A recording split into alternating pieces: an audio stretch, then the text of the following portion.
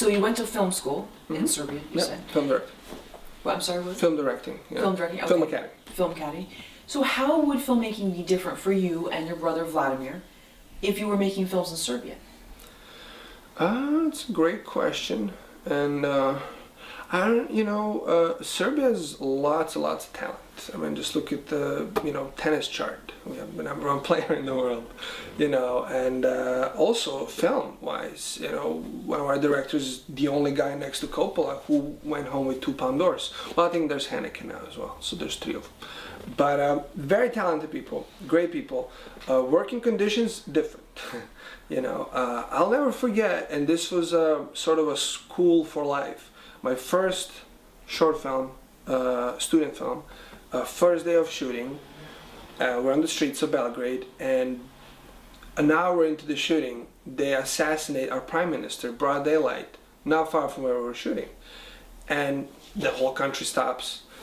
And that's why I learned, okay, so there's a schedule, and I want to make my little movie, but the world doesn't care. The reality has its own thing going on. And with that mindset, I learned, like, all right, this is how every day I have to approach. Like, none of the days will be, we're making a movie and clouds are opening us for us. It's, you have to fight your way through if you want to push that idea through. That's what I took away from Serbia. Wow, that's a major life lesson right there. What lessons did you learn from film school that were actually very true in the Serbian school that you went to versus what they teach you here, and vice versa? What are some of the misconceptions maybe that are in Serbia, and then also what are some of the realities that they taught you that you don't see taught here and maybe should be taught?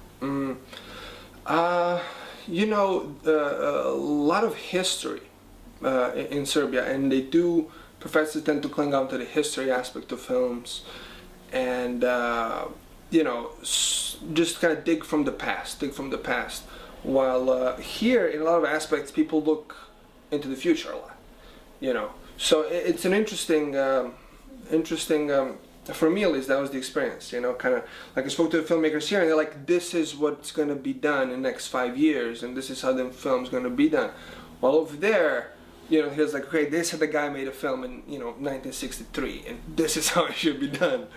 I don't know. It was that the relationship to the history, I think, is a bit different. So the American saying that the more things change, the more things stay the same, kind of thing, seems to apply maybe in their curriculum versus here. The thought of in the 1990s everyone's going to be driving flying cars is what. So people maybe do too much forecasting here, you think? No, it could be. It could be. I was looking at that theoretical physicist, the Japanese guy, Dr. Kaku. I don't know if you know what I'm talking about.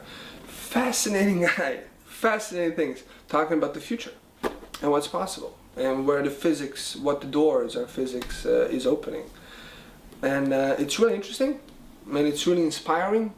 But I did notice that link with history is a bit more applied in at least where I come from.